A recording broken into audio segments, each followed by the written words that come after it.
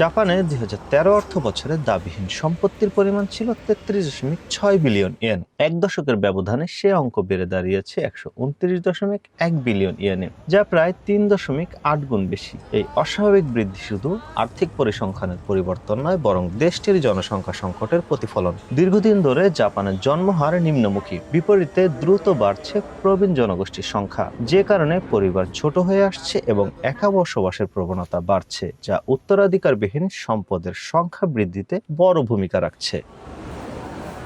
জাপানের civil code অনুযায়ী কোনো ব্যক্তি মৃত্যুবরণ করলে তার সম্পত্তি প্রথমে বৈধ উত্তরাধিকারীদের হস্তান্তর করা হয়। উত্তরাধিকারীবিহীন সম্পত্তি দাবিহীন হিসেবে বিবেচিত হয়। এমন ক্ষেত্রে পারিবারিক আদালত একজন লিকুইডেটর নিয়োগ করে। তিনি মৃত ব্যক্তির ব্যাংক হিসাব এবং স্থাবর অস্থাবর সম্পদের তথ্য যাচাই করে প্রথমে বকেয়া কর, ঋণ, চিকিৎসা ব্যয় ও অন্ত্যেষ্টিক্রিয়া খরচ পরিশোধ করেন। সব দায় নিষ্পত্তির পর অবশিষ্ট অর্থ জমা হয় রাষ্ট্রীয় কোষাগারে।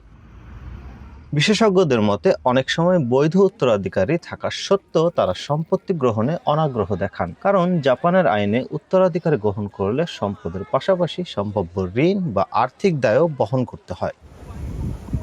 আইন বিশেষজ্ঞরা বলছেন, এমন পরিস্থিতি মোকাবেলায় সচেতনতা বাড়ানো জরুরি। জীবদ্দশায় স্পষ্ট ও আইনগত বৈধ উইল করলে সম্পত্তি বন্টন নিয়ে অনিশ্চয়তা অনেকটাই কমে যায়। ট্রাস্ট বা দাতব্য প্রতিষ্ঠানে সম্পত্তি দানের ব্যবস্থাও করা সম্ভব। অন্যথায় কোনো দাবি না থাকলে সম্পূর্ণ সম্পদ রাষ্ট্রের কোষাগারেই জমা হবে। একাকী মৃত্যু ও পরিবার বিচ্ছিন্নতার প্রবণতাও বাড়তে থাকায় ভবিষ্যতে এই অঙ্ক আরও বাড়তে পারে বলে আশঙ্কা করছেন বিশেষজ্ঞরা।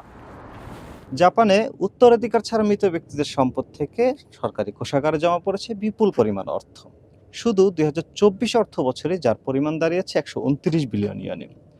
বিশেষজ্ঞদের মতে একা বসবাসকারী বৃদ্ধ মানুষের সংখ্যা বাড়া এবং জন্মহার রেকর্ড পরিমাণে কমে যাওয়াই এর মূল কারণ, যার কারণে উত্তরাধিকার ছাড়া মৃত ব্যক্তির সম্পদ সরাসরি চলে যাচ্ছে রাষ্ট্রের কোষাগারে। জাপান থেকে শাকিল মাহমুদ, সময় সংবাদ।